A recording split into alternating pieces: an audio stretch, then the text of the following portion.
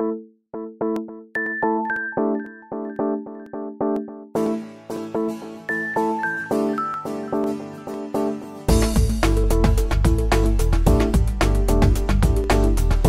here at Gallaudet University's Kellogg Conference Center for the Office of the Tenant Advocate's first annual Tenant and Tenant Association Summit. Stay tuned for an exciting mix of interviews featuring elected officials, conference sessions, and tenant activists.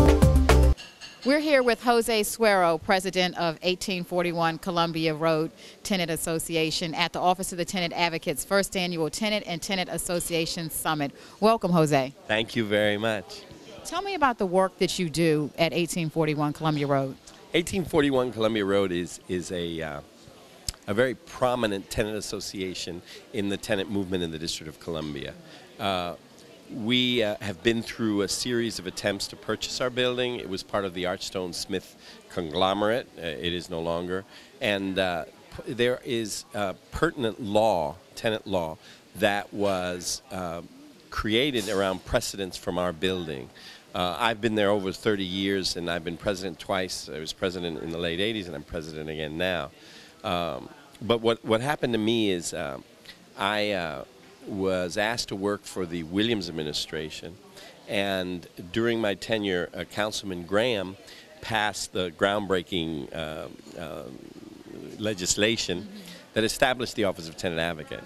And so the prior mayor and Councilman Graham asked if I would help build the Tenant Advocate office.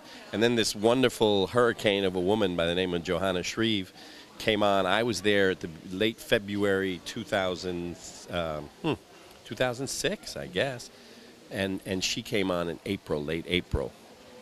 I stayed with her until the change of administrations, which was, I guess, January 2007. And Ms. Shreve and I have been very close ever since. She's quite a remarkable government bureaucrat, not your typical government bureaucrat at all. And subsequent to that, I've made a life of this. I am of Hispanic background and help very much with the sort of making sure all populations in the District of Columbia were included in this movement. And subsequent to that, I was asked to go to different groups, tenant groups, because we, in my building, do have lots of experience with the issues of purchasing buildings and converting into condominiums and like that. So what I do now, and I do it in about 7 different buildings who are on their way to tenant ownership, is help guide tenant associations through the purchasing process and help them buy their buildings and help them purchase their individual units. All of the buildings I work with are majority Hispanic buildings in the District of Columbia. Are there certain issues that you're seeing that affect Hispanic residents of the city more so than other residents? Well, I was just thinking about this here at the summit, and it's quite interesting. The buildings with large Hispanic populations and low and moderate income people, I forgot to say that, but all the buildings we work in are low and moderate income. They have both a distinct advantage and a distinct disadvantage. The advantage is that a large part of the Hispanic population are very much, even though they're poor or moderate income, they're not risk averse. They take risks. These are people that took risks coming here, so they take risks, and as such they organize. They're more united. There's less. There's more urgency. So on the one hand, it's easier to organize them, but on the other hand, it's more difficult to get them to the end line because of the cultural and the linguistic differences, and the fact that things go more slowly, and the fact that it's a bit more challenging to qualify them for home purchase. Well, again, the language and cultural barriers are such. In some cases, obviously, the documentation or the lack of documentation is a problem. But more than that, it's more difficult for them to get their arms around certain issues, so it takes longer. But again, as I said before, the rather interesting thing is, you know, you will get a building and you'll say, look, the owner is selling, he's giving you an opportunity. If in largely low and moderate income buildings, a lot of people will be very scared and will opt out. in Latino buildings, you know, you tell them you have an opportunity here, they'll ask, well, maybe we'll take that chance. So I don't, this is just a rule of thumb. You can't generalize on this, but by and large, what that simply means is you can find these buildings, more people wanting to stay and holding on to them, as opposed to other buildings where that impulse or that instinct just may not be that strong. It's hard in any building where people have never owned anything to convince them, or not to convince them, but for them to think that it's possible for them to be the owners of their destiny, of their unit, of their building, of their lives.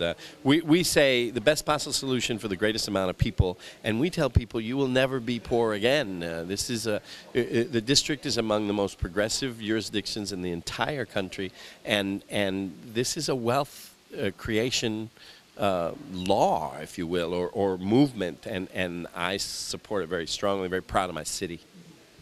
You've been at the summit for a while now. What's the most important thing that you've taken away so far? Well, obviously, what I was just talking about, right over there, there's a session about the steps you need to take if you want to purchase your building.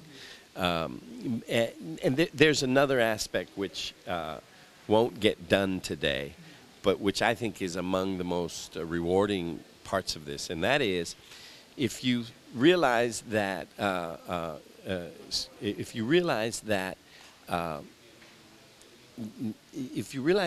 tenant associations are intensely organized, and you know, if you've got a building of 100 or of 287 or in the case of the Woodner 1,100, and you realize that you organize very strongly inside your buildings, imagine if all of us across the city in all of these buildings that total over 100,000 residents, if they were organized in a citywide tenant association of tenant associations. That's a very powerful concept, and I think, you know, that's very rewarding today. I look around, I see a lot of my fellow tenant presidents, and having us come together with a common agenda.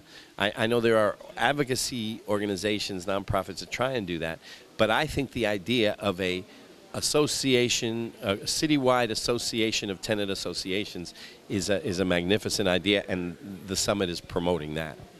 All right, thank you, Mr. Suiero. We hope you enjoyed the conference. For more information on the Office of the Tenant Advocate, visit the website www.ota.dc.gov.